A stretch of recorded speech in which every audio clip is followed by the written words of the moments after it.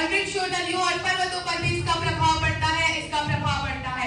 आदरणीय निर्णायकगण, आदरणीय शिक्षकगण एवं मेरे प्रिय साथियों, आप सभी को मेरा नमस्कार। मैं शिवांगी यादव आप सभी के समक्ष खड़ी हूँ और मैं जिस विषय पर बोलने जा रही हूँ वो अत्यंत गंभीर विषय है, जलवायु परिवर्तन एवं हमारी जिम्मेदारी। जरा कल्पना कीजिए कि एक ऐसा भविष्य आए जहाँ हमें सांस लेने के लिए साफ हवा भी ना हो, पेड़ फूल पौधे केवल किताबों में ही दिखाई दे और जहाँ नदियां भी सूख चुकी हूँ। जरा यह भी कल्पना कीजिएगा कि साल 2050 का एक दिन है, आप सुबह उठते हैं, आसमान धुएं से ढका हुआ है, सूरज का प्रकाश धुंध में खो गया है और गर्मी इतनी बढ़ चुकी है कि लोग अपने घर से निकलने की हिम्मत नहीं कर पा रहे हैं और समुद्री तट वाले शहरों पर भी पानी भर चुका है कि लोग अपना घर त्याग कर कहीं और बसने पर मजबूर हो गए हैं। इसका सबसे बड़ा मुख्य कारण है जलवायु परिवर्तन। क्या हम ऐसा भविष्य आने देना चाहते हैं? यही भविष्य होगा अगर हम जलवायु परिवर्तन को गंभीरता से नहीं लेते हैं। आज पृथ्वी का तापमान औद्योगिक काल से 1.1 डिग्री सेल्सियस बढ़ चुकी है। यदि यह 2 डिग्री सेल्सियस पार कर गई तो लगभग दुनिया के 90 करोड़ लोग जल संकट का सामना करेंगे। दुनिया के 70% बड़ी नदियां गंगा, नाइल जल स्तर में भारी गिरावट देख रही है। हर साल दुनिया में 1 करोड़ 10 मिलियन हेक्टेयर जंगल नष्ट हो जा रहे हैं। यहाँ तक कि जो आर्कटिक की बर्फ है हर दशक 13% घट रही है और यह अनुमान लगाया जा रहा है कि 2040 तक गर्मियों में बर्फ मुक्त हो सकता है।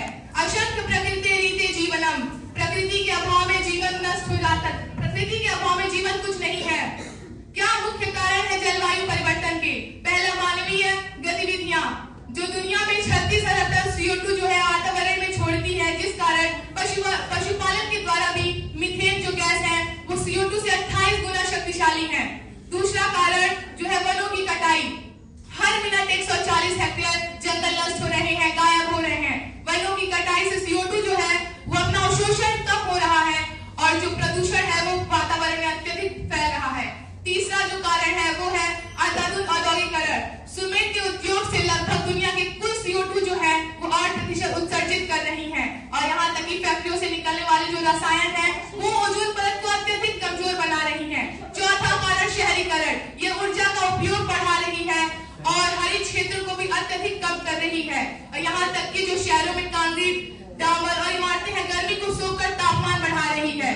प्रकृति रक्षिणी रक्षिता, यदि हम प्रकृति की रक्षा करते हैं तो प्रकृति हमारी रक्षा करती है। हमारी जिम्मेदारी ऊर्जा बचाएं क्योंकि हर एक रोशनी मायने रखती है।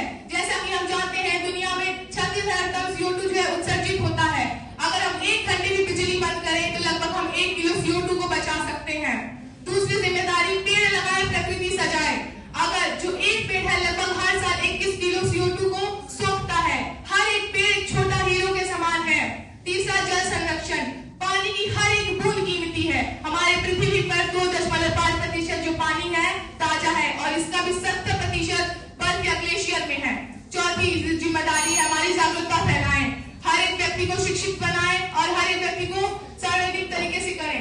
अंत में मैं अपने वाणी को विराम देते हुए कहना चाहूंगी कि कर्तव्यम सर्वमानुष्य भूतोभ्यो न हि विप्रियम नवजीवनम प्रतिपाय रक्षतां धारी सदा।